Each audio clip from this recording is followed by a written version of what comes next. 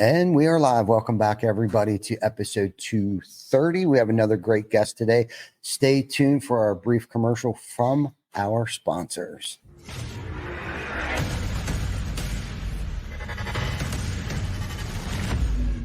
TC Backer. Roofing, siding, windows, gutters, solar. Roofing, siding, windows, gutters, solar. TC Backer, TC Backer.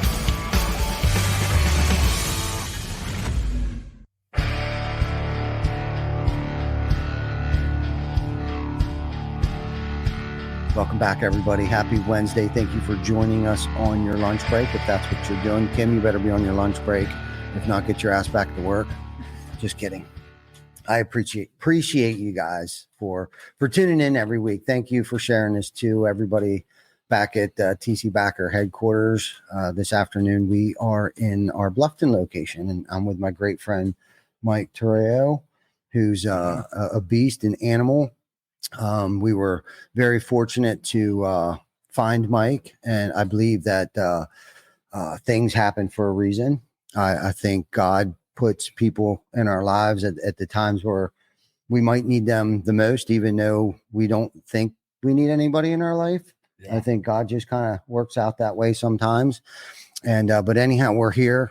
Mike built a team pretty rapidly quickly. I used two words, meant the same damn thing. But anyhow, built a good team.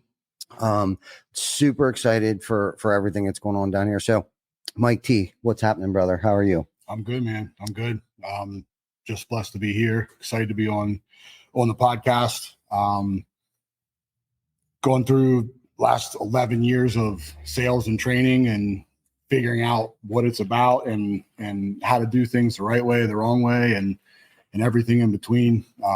Just excited to be able to pass on some of my growth and the things that I've learned to other people and help other people and other companies and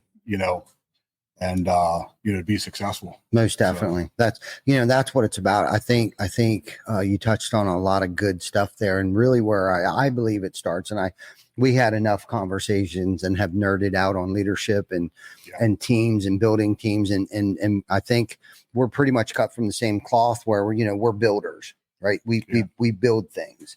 We build people up, we build teams, we build roofs and everything in between. And a lot of that starts with you, the self-mastery, right? Starts at home. It starts in here. We grow ourselves as human beings. We grow ourselves as husbands, fathers, all of those things. And it kind of starts there. And by us educating ourselves, whether it's by listening to podcasts, going to conventions, following people on social media, at least for me, has helped build me be the person. I'm not where I want to be yet, but I'm definitely not who I used to be. So continuous education, continuously learning, being a steward of studying, I guess, for lack of better terms, is it's the biggest part of it. I think, especially in today's society with Instagram, social media, all that stuff, and people see success, but they don't see what it takes to get there. And it's an ongoing. I don't know. There's an end goal. I think for everybody kind of has. This is where I want to be. But when you get close to that spot, it's like, okay, this is not the end goal. I think it's a continuous. It's continuous education. It's the way that I put it in everything and anything. Yeah. Being a husband, being a dad, being a leader, being part of the community. It's never stops, and you always have to be wanting to learn. And I think when you stop learning, you stop growing, and sitting stagnant is just not. And that's a great topic, man. If you're not growing, you're going. And Vic and I have had this conversation. I don't know how many times. You got to continue to keep growing, because if you're not, and especially, what we do is not for everybody. For sure. Okay. A lot of people are like, why do you continuously do the Fearless 44? Why do you continuously keep working as hard as that you're doing and stuff like that? It's like, it's because that's in our DNA.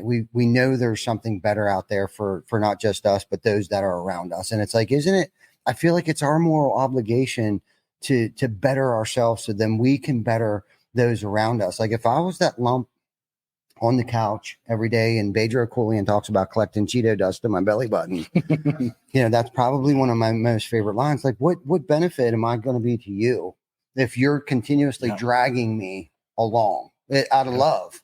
You know what I mean? Like I need to bring something to the table too. Like I need to help level you up. I need to help push you. I need to help inspire you. Hopefully I do. You know what I mean? And Vic, I see it in him. I see it in Mike Ippy. I saw it in Chris Baker, Glenn, and that's by us being leaders that we are is putting people in difficult situations, whether they know it or not. It's almost now it's kind of like a sick, sadistic thing that I like to do is put people in uncomfortable situations. Yeah.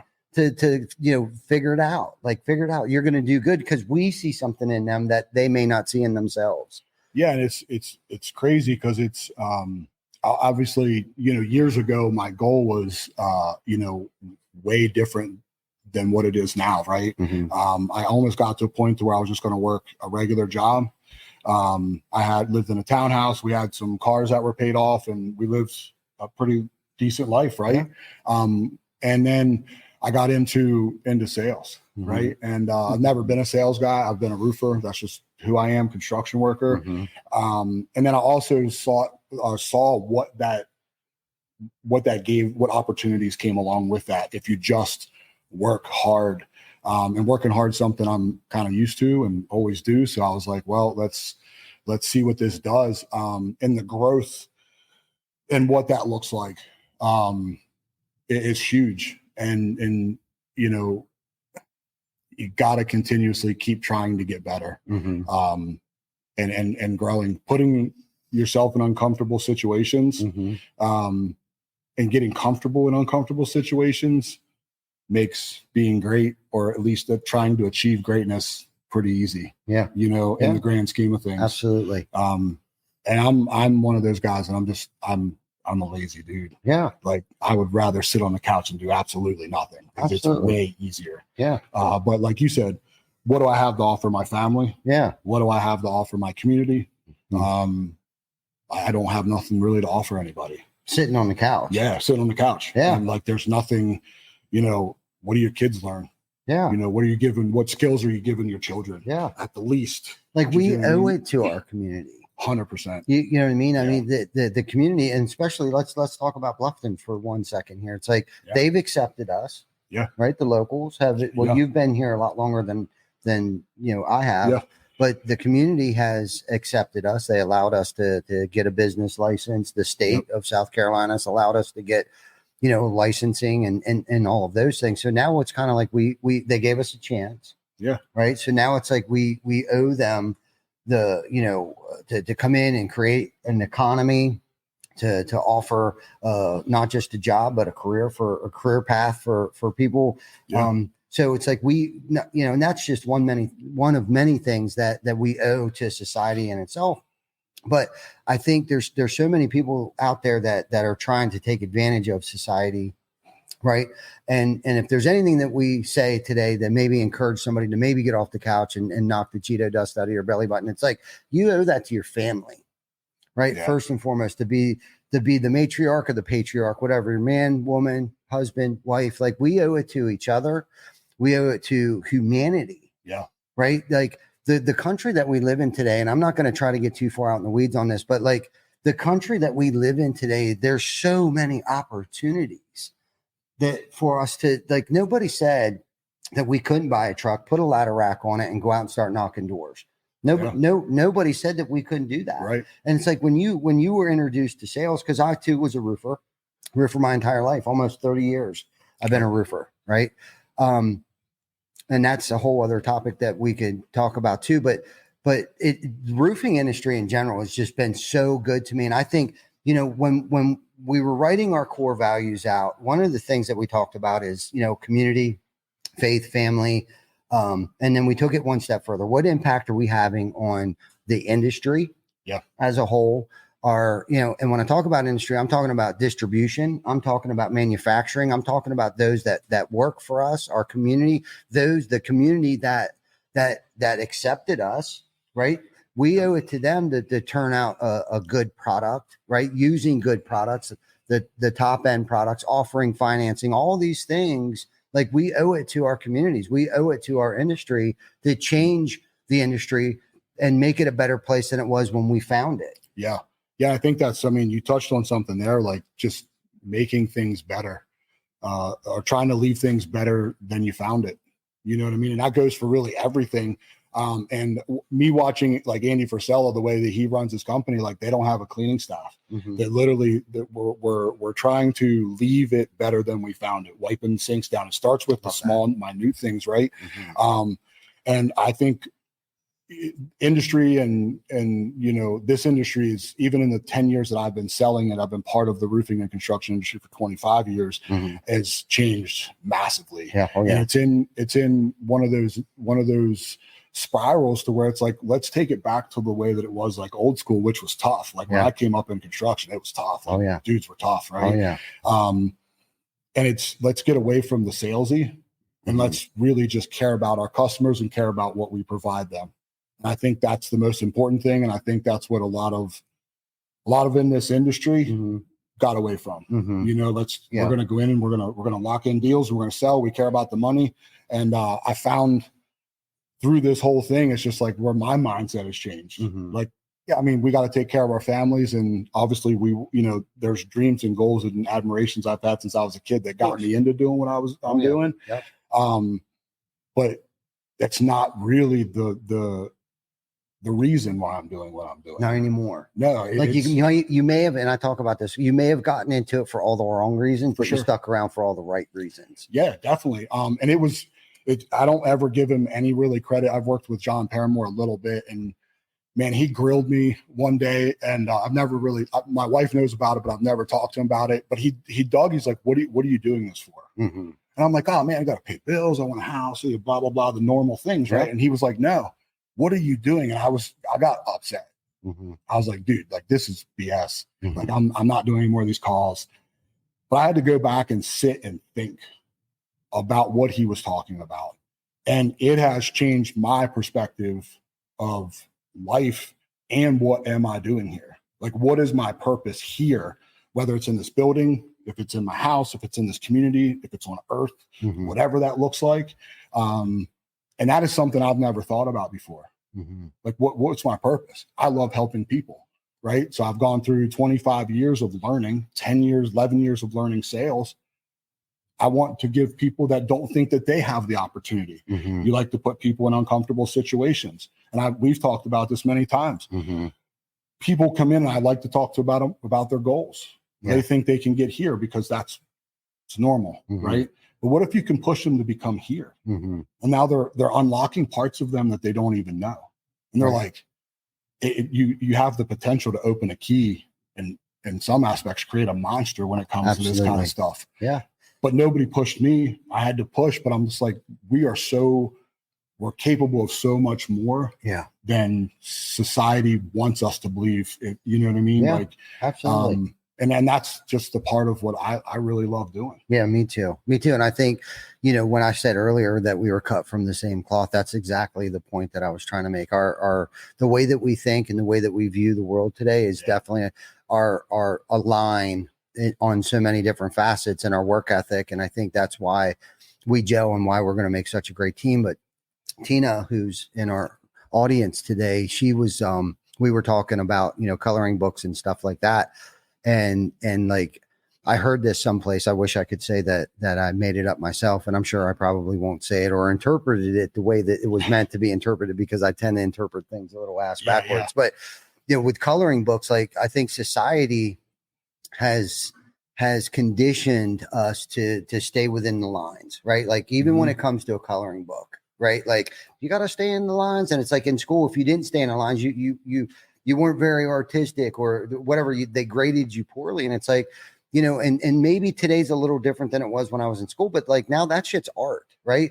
Like, get outside the lines and create your own colors and create your own pictures and things like that. And it's like, step outside your comfort zone. Nobody says that we couldn't go out here and set up a lemonade stand today and start selling lemonade. Now we might have to go and get a permit to set up the table out there or whatever, because somebody, they want to get their beak wet too. Okay, whatever. Here, let me pay the $25 soliciting thing or whatever it is, a vendor permit or whatever that is. But like, that's what's so cool about this. And it's like, unfortunately, we were trained or taught not to think like that. You know what I mean? Unfortunately, we were like, go to school, get good grades, get a good job, or go to college. Go to college. Give me goosebumps right now. Yeah. Go to college, spend all this money on an education that you're probably not even going to use, because whether you went to school to be a school teacher or an English or majored in something that psychology, right? Psychology is one where, like, I don't know how many people that I know seriously today that went to school for psychology that's either in sales, which I'm sure it helps. For sure. You know, them going to school for psychology, but they didn't get in that field. Yeah. And they're stuck with a $60,000 to $160,000 worth of debt. And it's kind of like, you know, that's how we were conditioned. Get a job, retire, and that's it. And it's like, then you die. Yeah. Buy the house, get a white picket fence, the dog, get married, and die. And it's like, no way. I don't want to be 80 years old laying on my deathbed thinking, what if? Yeah. Should have. You know, and this is the thing. Vic and I have talked about it. Like, Vic just celebrated a birthday. I'm not going to say how old he is. I'm just going to say this. 60 is the new 30. In 2 weeks? Okay, I knew it was coming up. Sorry. This the thought that counts, that I know that your birthday is close, okay? You know, he's, and I'm sure there's a lot of crazy shit going through his head right now. There's probably a lot of what ifs or I should haves or whatever. You know what I mean? I can't even imagine. I deal with it today. And it's like, you know what? I want to help you make sure, and myself, to make sure that we're not both laying in our deathbeds thinking, what if, should have been. And kudos to you for driving, and Tina, both of you coming down here to get headshots, to be the camera guy, the great camera guy that you are, you know. And this is a great setup, by the way. I love this fucking setup. Okay. I had something different in mind. I kind of rasped him a little bit and said he was cutting corners a little bit, but that's me being me, and he gets that, and he didn't take his ball and go home and fucking boo-hoo about it either. Thank you for being my man. But man, screw that. Like, life is entirely too short. My mom said that to me. She's like, Ty, you need help. First and foremost, she said, she's like, life is too short. And it is. If you want to set up that lemonade stand, go start the lemonade stand. If you, whatever your wildest dreams are, and with social media, get off social media, but unless you're watching on Wednesdays at 12 p.m. Eastern Standard Time. Yeah. But I haven't had social media on my phone, and I apologize to anybody that might be tagging me and stuff. I will get back around to it. I don't have it on my phone. And I tell you, my bandwidth, to my patience, I can tell that my patience, I'm more productive throughout the course of the day. Like, I'm writing stuff. I'm writing stuff. I was able to, we're down to the final edits. I was asked to co-author in a Daniel Zavatny's book that he has, me, John Scenic, and a couple other people in the roofing industry. And he's got me talking, of all people, talking about leadership in this book. And I was able to finish that. I still got to add a little piece to it. I haven't gotten around to it, but I think when I get home on Saturday and Sunday, Vic and I hopefully can get together and review it and stuff like that. Because again, I need some help, and Vic might be able to remember something that maybe I should add in there. But anyhow, life is too short. If you want the lemonade stand, set the freaking lemonade stand up. Go to Staples, get a piece of cardboard and some magic markers, and say free lemonade for promotion to promote your newly lemonade stand or whatever it is you want to do. I think there's two main things that when you say that scare people from that, right? Yeah. One, and it didn't used to be this way, is hard work, right? Because they're like, oh, I'm going to set a lemonade stand up today and I should be Coca-Cola tomorrow, right? Yeah. And that's the expectation, which is completely, love that, is wrong, 100% wrong. The other thing that people are so scared of, and I know that for myself, it's not a fun place to figure out how to be, is failure, right? Yeah. Like, nobody wants to fail, right? But how do you learn? So everything that's happened in my life, I can sit and boo-hoo about, right? Yep. I could do it, and I've done it for many years, right? Of like, oh, poor me, I wasn't given the good hand, the silver spoon, whatever that is. But for your mindset, that's just constant negativity. Mhm. And then I've lived in negativity for too long. Mhm. Right. Mhm. But then I started taking what I'm learning, what I've learned, what am I taking from that? Mhm. Right. Mhm. So everything that I go through now, I may boohoo sometimes for a second. Of course. I tend to do that. Right. Yeah. But then I take them like, okay, what's my lesson? Mhm. Because I feel like I was put through that for a reason. What's the lesson I'm taking out of that? I understand that lesson. My goal is not to make the same mistake twice. Mhm. Right. Because then you make the same mistake twice, that's on you. Yeah. And I think that I've learned so much stuff that I'm able just to pass on to my children. Mhm. Like I got a daughter, she's 21. Like we started being able to go to the bars. We're trying to figure out what we're going to do with our life, like how to manage bills, all this kind of stuff. Mhm. And these are lessons that I can necessarily not say, hey, this is how you do that. This is what I've been through. Mhm. This is what I've learned. It may be different for you, but this is what I've learned. But you tend to realize that it's not so different, because she'll come to me and she'll be like, I got what you said there. Mhm. I see that. I understand that. Right. Mhm. So there's no reason for me to keep boo-hooing about anything that I've been through. Yeah. Like, we're going to take a lesson from it, Mhm. and then I can pass that on to other people. Not necessarily, hey, you need to do it this way, because everybody does things differently, and different things work for different people. Absolutely. Right. But this is what I've learned. Take that information and use it in whatever way that works for you. Right. Yeah. And if people start looking at it that way rather than poor me, Yeah, things change. And I know for me, at least, that's where my mindset has changed. Yeah. Like I, went through, left a 10-year company not long ago, and it was like a bad divorce. Mhm. And I was like, what the hell, man? Like, all the years put through, but then I was like, okay, why? What did you learn? Yeah. And I've learned so much through those times. Mhm. And that was my path change now. I'm in a different direction, because I feel that there's somebody or other people that need to hear what I've learned. Yeah. Sure. And I can help those people become better. It is really my goal, Yeah. And that's just the way that I've learned to look at things. And it helps. It gets you out of that. I mean, I've suffered mental health, depression, that kind of stuff. And you just got to change your mindset. Yeah. Get rid of the negative, and try to keep more positive and positive people around you. That changes everything. 100%. For sure. 100%, dude. You've touched on a lot of great topics there. And to go back to the very beginning, I think social media, going back into the social media thing here a little bit, I think everyone looks at social media and expects that instant gratification. Yep. Right. They see these people with their fancy cars, their watches and stuff like that. And those that are posting that stuff, they're not either, if they are successful, they're not showing you the 10 years that they put in prior to that to get that fancy car, that big house. Yep. Or decades of, right. So I think social media is warping people's minds, thinking, they can get that instant gratification if they get that dream job, and they expect the results in 12 months. But looking back at where we started from, like we still didn't turn a profit. After 5 years, we were still dumping everything into the company and things like that. And the other things that you were talking about too is like, people don't get taught, they catch, they catch it. Like, so we have to lead by example. Mm-hmm. Right. Like, we can't say one thing and do something totally opposite. And it's like, that's something that I've been super intentional about working on, especially when it comes to our kids or coworkers and stuff like that, is like, they're going to do what they see, not necessarily what we say.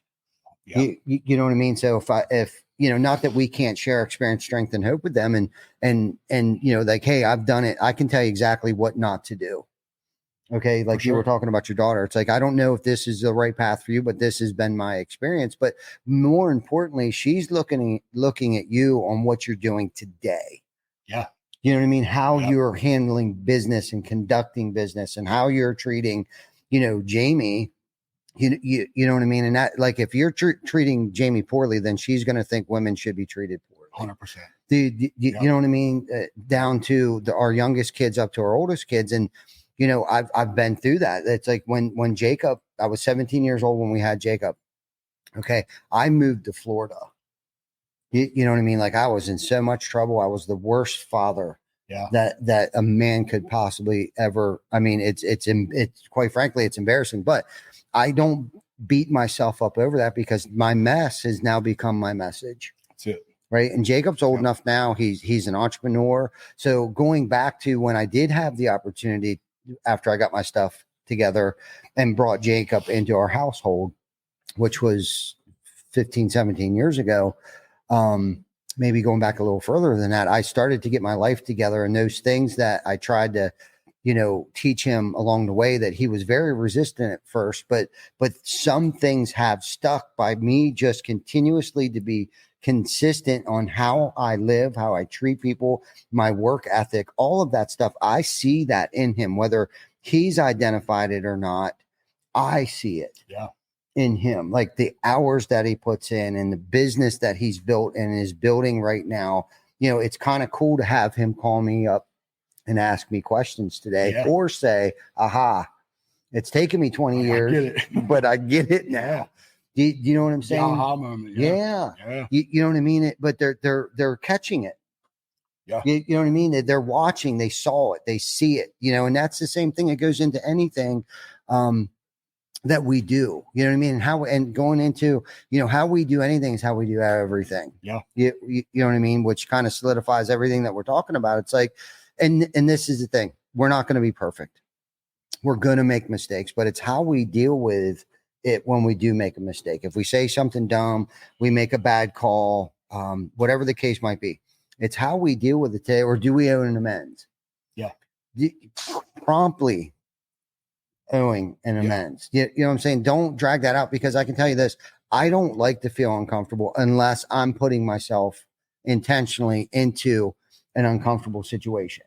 Yeah. You understand what I'm saying? So, but if I put myself into a very intentional, uncomfortable situation because I may have said something stupid to Vic earlier, like, hey, I think you're cutting corners. Well, I may have said it in a cute way that I'm sorry for, but he gets it and he knows me, but I'm not going to use that as an excuse. Well, Vic's got thick skin, so I can treat him like shit. Right. Either it's that, hey, it looks great, you did good, and it's probably looks a hell of a lot better and a lot less little work for the amount that you drove here with Tina, disrupted the entire household. They got 3 cows or dogs. They look like freaking cows. Yeah. But dogs that, I mean, I don't even know who the hell's watching them. But the point is, I was wrong. Yeah. I was wrong, and I owed him an amends. Like, dude, it looks fucking great, bro. Yeah. Thank you for driving here. Like, let's not forget that he drove 12, 14 hours to get here just to take headshots that he could have did any given time. Shit, he could have had you do it. Just send them to me. Take a quick snapshot on your phone and send me some headshots of the team. But no, he drove down here. He set the studio up in your beautiful office here. But anyhow, I don't even know where the hell I'm going with that. When wrong, promptly admitted it. Yeah, I think that's the biggest thing. I mean, you kind of, I've always put that in with put your ego aside, right?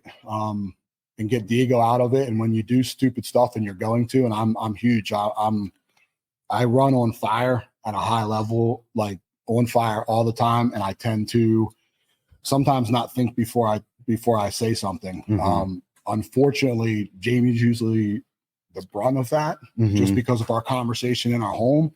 But there's times where it's just like, my bad, man. Like that was my fault. And it's not, it used to be like when I was young, a sign of weakness, right? Yes. You don't want to be weak. You got to be the man, but it takes more of a man to admit when they were wrong. And, kind of going back to what you said about our kids and things like that, it's repetition, right? And consistency. Yes. And it's funny because like learning more about business and how to grow things and become better, there are 2 words that are used very often, and you can use them in so many, sales teams, sales in general, working out, your lifestyle, it all is the same kind of deal with the repetition, and the consistency, consistency is hard. Yeah.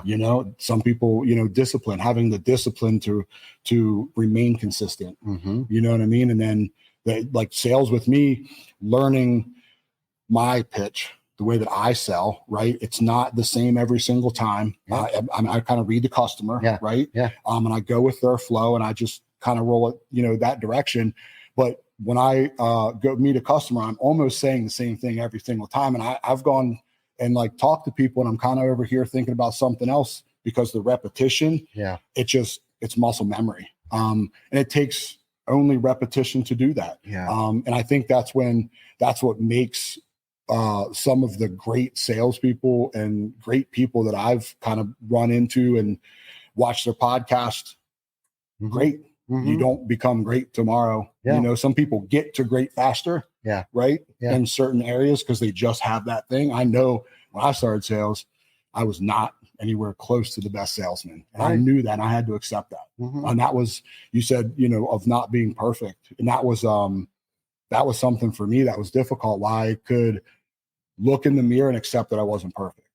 Why am I not perfect? And then another, you get into this boo-hoo, poor, woe is me type of deal. Yeah. But I've come to accept that I'm not going to be perfect at anything. And when I make the mistakes, it's okay to make mistakes. But kind of man up on those mistakes and say, hey, my bad, man. That was my fault. And I think there's more respect in that than jamming your ego in there and be like, I wasn't wrong. And of course, husband and wife, I wasn't wrong. You were wrong. Absolutely. But it's just, I mean, I know when I'm wrong. And I'm just like, my bad, man. Yeah. Sorry. Yeah. And it's huge. I think after bumping your head so many times and seeing where we play a part in so many different things, especially getting back into like the negativity thing, being negative all the time, only negative things can happen in your life, right? Because if you have that negative train of thought all the time, like things aren't even going to be good enough, even though they're great things that are happening in your life for some reason, because you're continuously thinking negatively, it still just isn't good enough. Yeah. And who wants to be around negative people all the time? And it's like, I've gone through those dark periods too, where it's like, nothing seems to be going right, but really what it was the 6 inches between my ears that was messed up. It was my thinking, my mindset. And you touched on mindset earlier. When we've talked about mindset, like everything has to do with mindset, right? If I'm looking at myself in the mirror, asking myself the question, like, why aren't I perfect? That could be a good question for yourself. But if you get stuck in that, like, okay, and accept the fact that I'm not perfect and it's okay, I'm going to sit on the couch and keep eating Cheetos. Yeah. That's one thing. But if you're like, okay, well, why am I not perfect? That's a great question to ask yourself. But it's like, okay, now that we've identified I'm not so strong in this area of my life, but I really want to be, that just means that I'm going to have to work harder. You know what I mean? When I got into sales too, right? Like when I came off the roof and yes, I may have had the gift of gab and being able to read people and things like that, but they're all skills. And a skill is something that you actually get to work at and you have to work at if you want to be better at something. And if you want to be better at it, unfortunately, I was that guy in school that, man, people could sleep during school and still ace that test. Yeah. Right. Like I wasn't that guy. I had to stay after and ask questions. Unfortunately, I didn't stay after, but I'd have to work harder at it just to get like a C+ or a B-.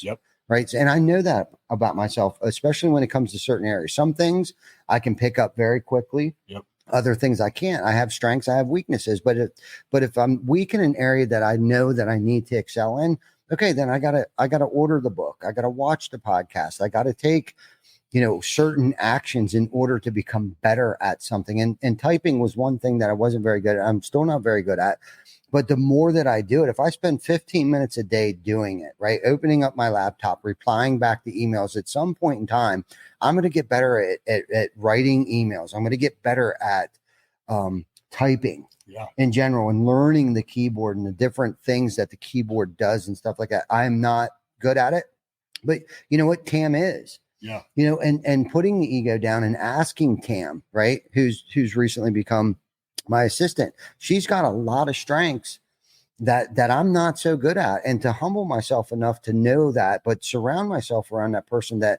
I can be educated at age 47, right? I need to surround myself around 23-year-olds that grew up in a classroom that had laptops, that had MacBooks, that had these things. We didn't have it. We had one computer for the entire school. Yeah. I didn't grow up with Excel spreadsheets. Right. I didn't grow up with, Google Drive. I didn't grow up with these things. So and I know that I need to be better at it because that's what the company's using today. Yeah. So I need to educate myself in certain areas so I can participate. You know what I mean? And if somebody's got a question, maybe I can answer it, hopefully half-assed. But if I can't, I at least know somebody that can answer these questions. But yeah, the negativity thing, it just, not that we can't get in a funk, but we got to learn how to get out of that funk quicker, right? And I think a lot of this goes into, focusing on the 5% that might not be going so well and forgetting about the other 95% of the things that are going well in our life. And that's the thing I try to focus on more than anything today is like that 95%. Yes, I can name off probably 3 things that aren't going so well. Okay. But do I want to stay stuck in those 3 things, or do I want to focus on the positive things and or the solution to improve those things? And a lot of times all of the time, it's going to create a lot of work. Okay. And I think that's the thing, that 4-letter word creates another 4-letter word, fear. Yep. Right. Face everything and rise, or F everything and run. And somebody said something, the false reality, fear, false, man, I'll have to remember that. I wrote it down. It's in my thing. And somebody else came up with an acronym for fear that was really good that I heard the other day. It's false evidence. False evidence appears real. Right. Right. Yeah, makes sense. So don't be afraid to put the work in, I guess is my point, right? Like, don't be afraid. That's the thing, like that, this whole instant gratification, like this Amazon world that this place has become. If it's not here in 48 hours, I'm losing my shit. Nah, man.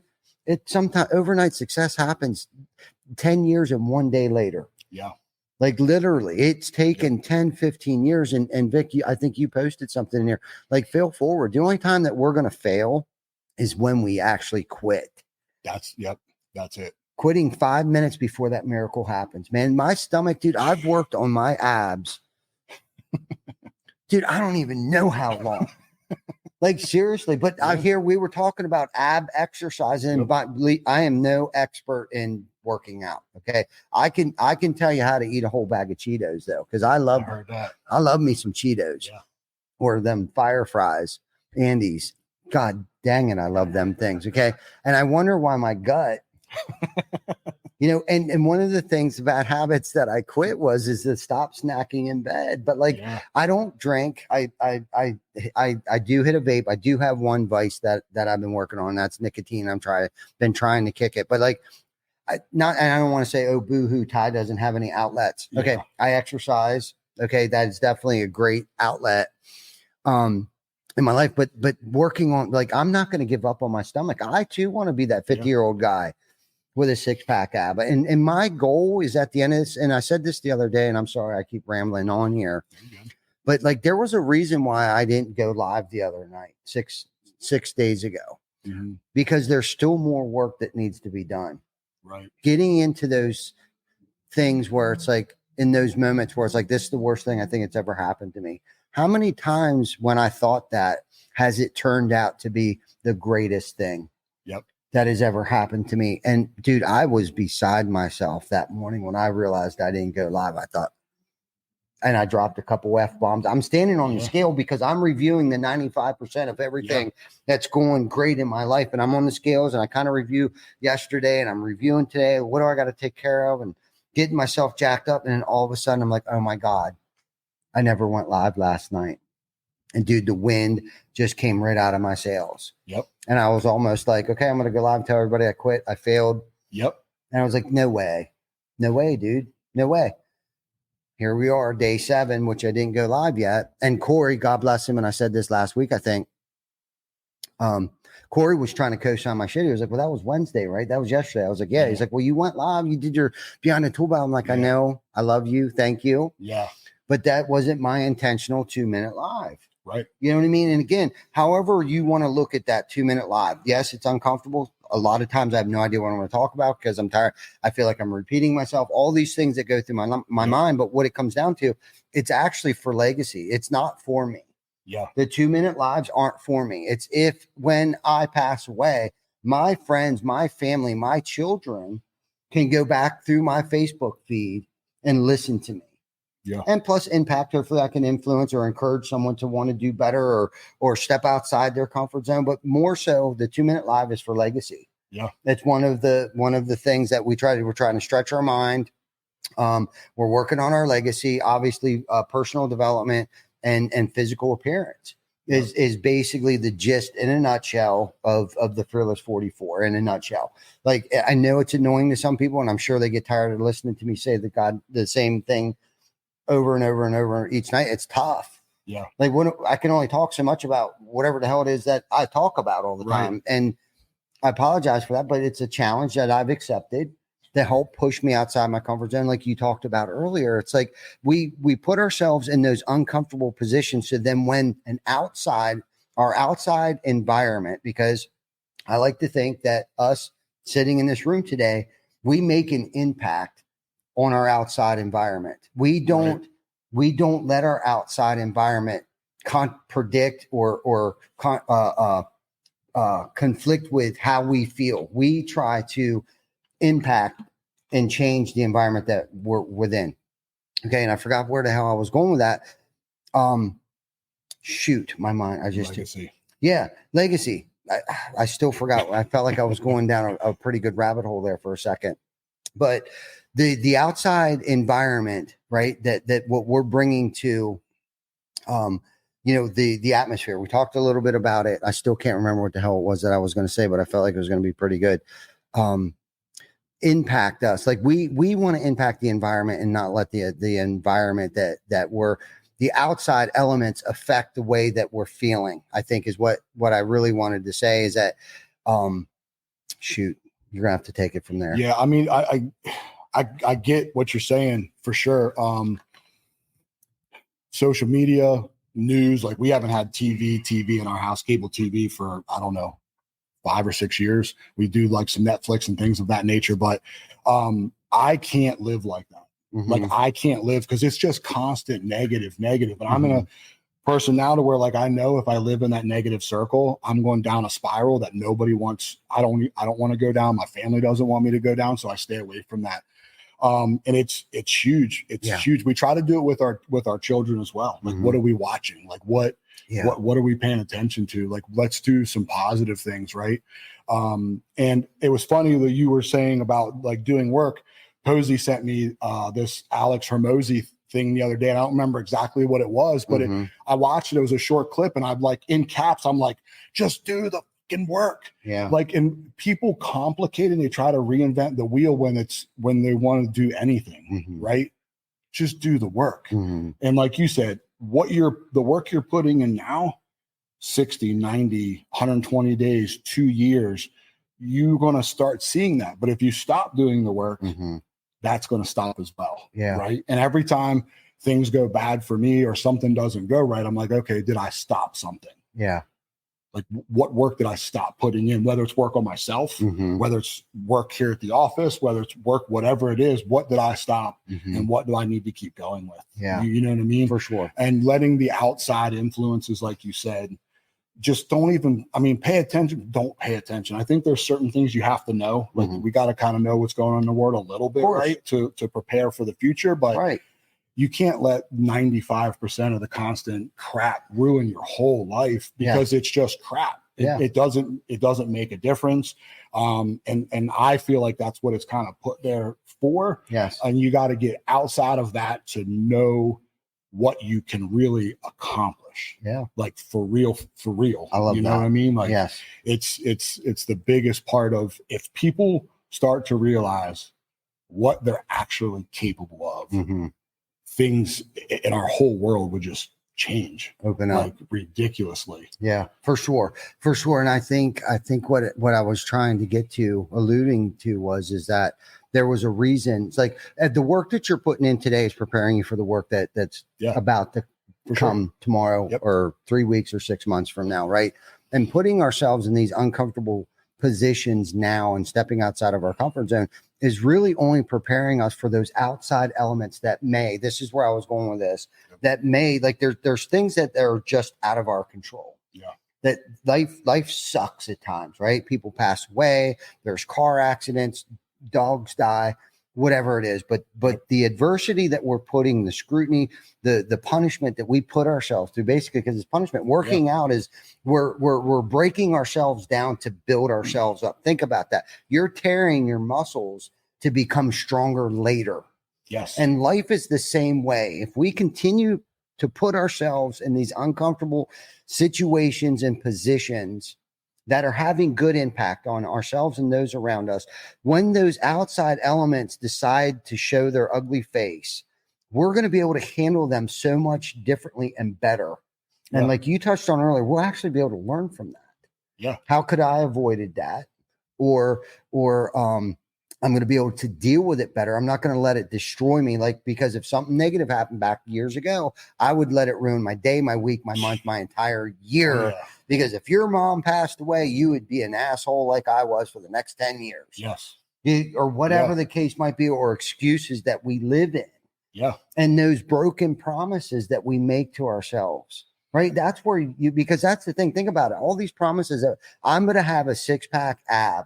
Yeah. By the time I'm 50, I'm going to be the most ripped, and I'm not breaking that promise to myself that by the time I'm 50, because unfortunately it's going to probably take 36 months, but me being who I am, that still won't be good enough. Right. I still feel like that I didn't do enough. Yeah. Right. Yeah. No, 100%. I literally just lost my train of thought. That's okay. It's crazy to think about. I'm gaining my thought back of the adversity that we're putting ourselves in. So like for me, you guys do the Fearless 44. For me, it was like 75 hard has been my nemesis. I failed it every time and couldn't figure it out. And I went through what I went through with a company that I helped build, and I was there for 10 going on 11 years. I was doing 75 hard through that. Right. That is, I think, one of the reasons why it didn't really affect me like it would have 20 years ago. Oh, yeah. It would have crumbled me. And that would have been my excuse of why my whole life is shit now. Yeah. And going through that, I did everything that I needed to do every single day. And that's what helped me walk through that. So I was putting myself in uncomfortable situations because of all the work that I had to do the program, but it helped me get through that. And I also know I don't care what's coming. The world could collapse tomorrow. They could shut the electric down. I have skills, right? That I know that I'm going to be okay. I can't control that. No, it's part of like, I know like you're familiar with the serenity prayer. Like I'm going to control the things that I can. I can't worry about the things that I can't control. I need to take this situation, use the skills that I've learned, whether it's mental skills, physical skills, whatever that is, and get through it to the best that I can. Yeah, I love that. That's really what you're setting yourself up for. And that's what we're preparing ourselves for those tough times that we don't have control over, but to be able to accept them and move on and not let it control and dive back into the bottle or whatever the case, or the excuses that we used to use when we were younger. But we've also been able, and you said this, we've also been able to use them as learning tools for sure along the way. It's like, okay, well, that didn't work out. That negative mindset that I had back then wasn't conducive to the life that I want to live today. And it wasn't having a positive impact on those around me because, one, they probably didn't want to be around me because I was negative all the time. I wasn't offering anything. I wasn't bringing anything to the table that was positive or was going to have an impact on anybody's life. And the bottom line is, and we talk about this all the time, it's like, our purpose is to live with fulfillment. And where does fulfillment come from? It's anytime I do something for somebody else is where I feel like I get my greatest fulfillment, whether it's for my family, whether it's for those that I work with, somebody in the community. Dude, that's where I feel most fulfilled. And the craziest paradox about this is that that's where it 10x's the quality of my life. And I'm not just talking monetarily, but like my headspace, my bandwidth, the energy, physically and mentally, that I feel so much better. When we do the 21 turkey salute, and we strategically place these things periodically throughout the course of the year, because selfishly it energizes me when I start to feel like I'm petering out a little bit, man. Then Roofers in Recovery in June will come. We go and we give somebody a roof. Okay. Even though we're supposed to charge them for it and give our profit to roofers and recovery, we turned it into a twofold deal. Right. We give somebody a roof that needs a roof that can't afford the roof. And then we give all of if it was a $15,000 roof, we give it all to roofers and recovery. Right. Yeah. And I'm okay with, I don't know who it's going to impact. I don't really care. I don't need to know. Doesn't matter. I just know that person that needed a roof got a roof, and that because I know what it costs them. And so we send them what it is. Yeah. And that way I just know that one individual, that impact, because then that ripple effect, if that person gets it, and then the ripple effect that person can have on the people around them, hopefully, so they can become a better person, better dad, better father, better employee, whatever the case might be. That's where I feel most. That's what life, that's the silver bullet to success. Success doesn't mean money. Success doesn't mean all of these monetary things, the watches, the shoes, the cars. That becomes stress. Yeah. Those things. So it seems like the more money you make, the more stress there is. I mean, it's just more problems. And that is no exaggeration. It seems like then you just need to make more money to cover the expenses and overheads and all that stuff. Okay. Unless your intentions is to have a bigger impact on people, but then it doesn't become so stressful. Yeah. And it doesn't. Have you seen me freak out? Like, why aren't you? Yeah. And I'm not trying to put you on the microscope or Greenville. Yeah. Like, I didn't lose my shit. Could you imagine if I lost my shit and panicked because of things that may not be going according to plan or under the time that it should have had? Dude, look what you've done already, Andrew. Yeah. But that kid, right? That's you. Yeah. I mean, and I mean, just kind of piggyback on what you said there. Like, that's whenever I've hired and ran sales teams the wrong way for a while. Right. 100%. And I was like, I have to, if I'm bringing somebody into my space, right, I owe that person to level them up. Right. I don't care about I don't care about my level. I have goals and dreams and stuff that I want. Yep. The cars and stuff are on there because that's what I dreamed about as a kid. And I've learned that you need to do those for that purpose, and then you can get rid of those things. But for me, like, you hear the money is root of all evil. I've heard it all my life growing up. Me right. Too. And the money, if you're rich, you know, you're a piece of shit, blah, blah, blah, whatever. And I really grasp the concept of what that means, right? The money can be the root of all evil. Look at the way our world is, right? Yeah. But then you look at these guys that are millionaires and billionaires, and look at what they do for society. Yeah. Right. Because of these are the things that need to be done. Yep. Right. Yep. So there's definitely two folds to what that looks like. 100%. And that's what has changed once I realized what my purpose was, and it changed my mindset on money. Yep. Right. I know the things that I am working towards are going to come. Yeah. But I need to level everybody else up around me. Yep. And if you're not willing to level yourself up or help, at least meet me halfway. Yeah. I understand that. But everybody here, like, we're gonna level up. Yep. And we're gonna make them better. You know, and in turn, that's just gonna put me to where I need to be. And my impact is I love to help people push past the boundaries, you know, and people that are less fortunate. Yeah. I was at a point in my life where I was less fortunate. Yep. Right. So if I have the opportunity to help those people, that's my duty. Yeah. As I don't really call myself successful, but the success that I've had. Yeah. It's like, why are you giving the bum $50? You don't know what he's going to do. He may go to the bar. That's not for me to decide. You don't know what that does. But that $50 could have been the break they needed. 100%. And that's not for me to decide. Oh, right. You're homeless. You're going to go put it in your veins, or you're going to do whatever. That's not on me. That's not my place to decide that. Yeah. You know, especially the holidays, I'm a sucker for it, man. Me too. But you just don't know what that's going to do. Yeah. If I can impact one person, I'm like, whatever. Yeah. I may have impacted with $50. You could end up impacting 1 million people. And it also brings, lets people know that there are good people out there. Absolutely. Do you know what I mean? And that just brings hope. Yes. Into that person. Oh, there are still good people. It's not what it's not what you see on the TV or social media, right, or anything like that.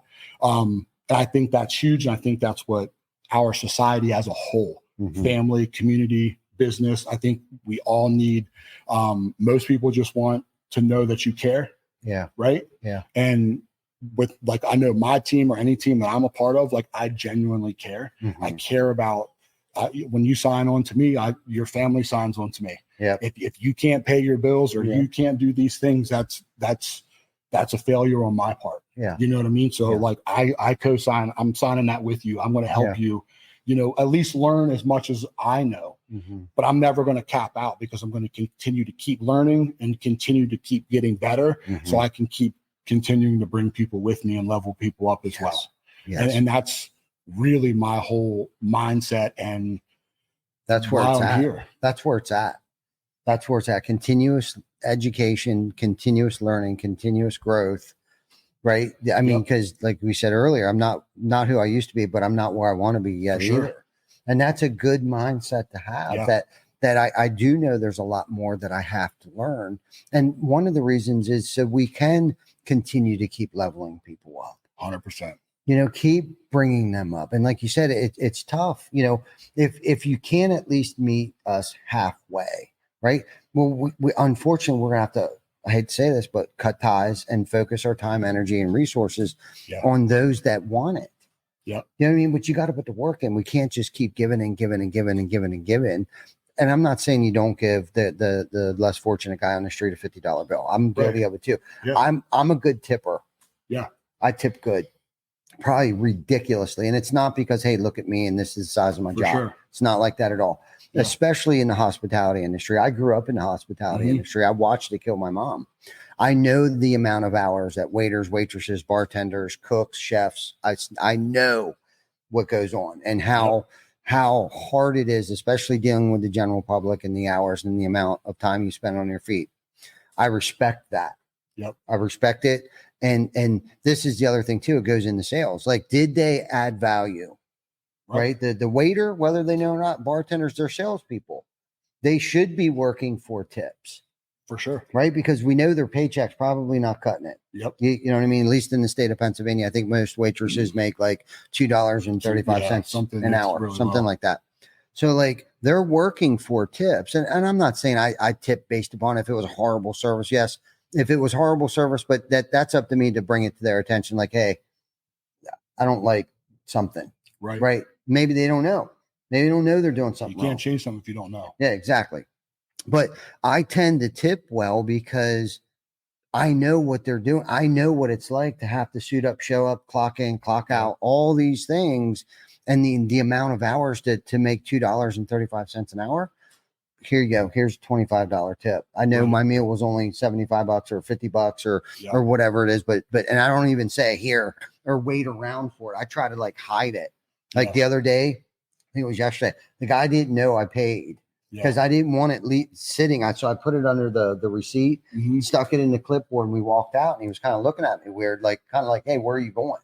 Yeah. Because my credit card wasn't, or the cash wasn't on top of the thing because I didn't want anybody to know. Right. I wanted him to be able to go back because I don't know if he's got to split it.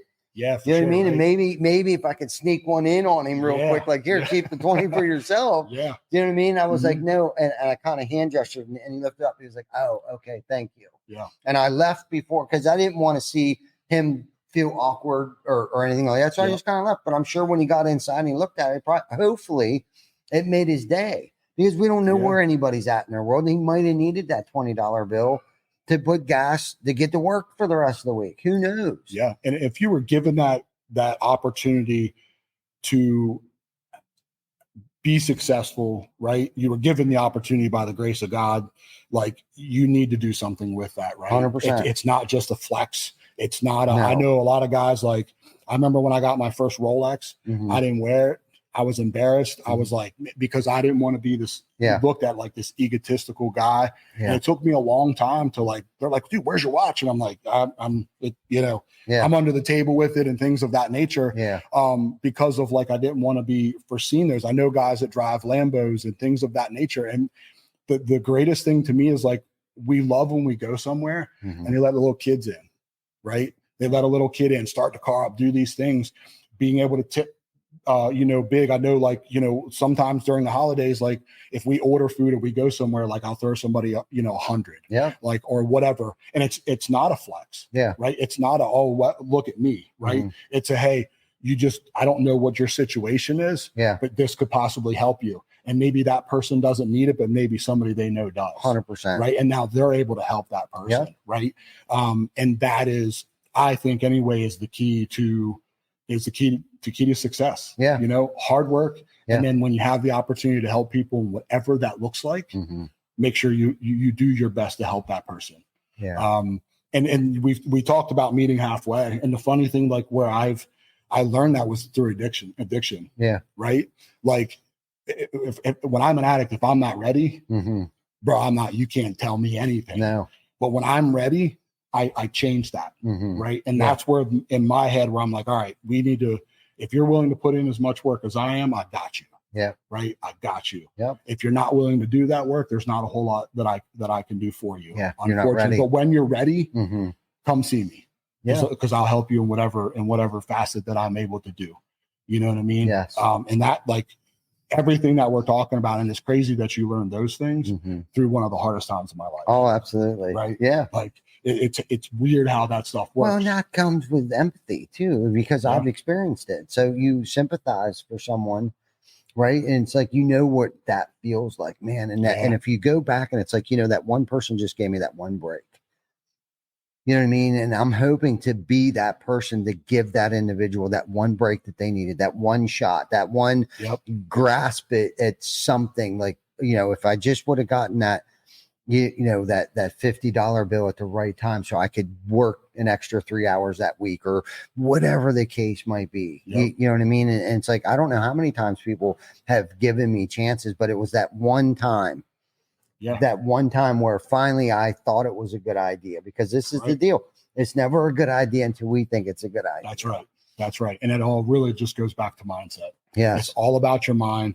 The mind is the most powerful thing, and it trips me up still today. And I'm just like, dude, like why am I here? Right. Mhm. And it's amazing what your mind is able to do, what situations it can put you in Mhm. on both the dark side and the good side. Yes. Right. And it's just absolutely unbelievable. Mhm. Like I said, going back to just what you're able to accomplish when you really want to do those things. Absolutely. No, I love it. This has been such a great conversation, great topics, all of them. This is my favorite stuff to talk about week in and week out.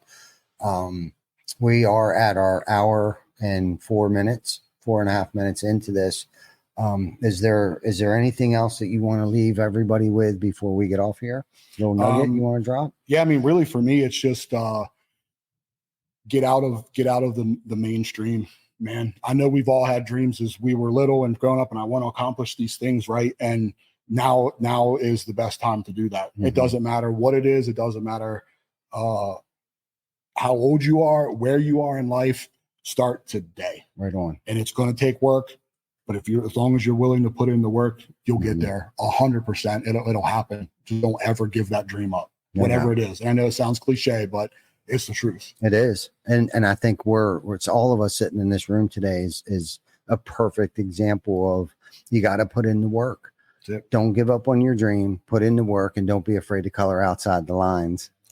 That's it. So with that, you guys have a great afternoon. We will see you next week for episode 231. Till then,